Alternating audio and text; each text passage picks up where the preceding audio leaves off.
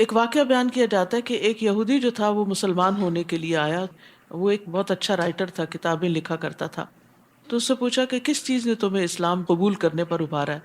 اس نے کہا کہ میں نے اپنے ہاتھ سے تورات لکھی اور اس میں کچھ تبدیلی کی، اور میں ربیوں کے پاس لے گیا، انہوں نے خوشی خوشی اسے لے لیا.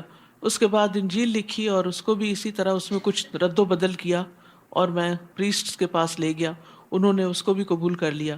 اس کے بعد میں نے قرآن پہ یہ تجربہ کیا اور اس میں کچھ تبدیلی کی، لیکن جب میں اس کو مسلمانوں کے علماء کے پاس لے گیا تو انہوں نے اس کو قبول نہیں کیا، حالانکہ میں نے بہت چھوٹا سا فرق ڈالا تھا.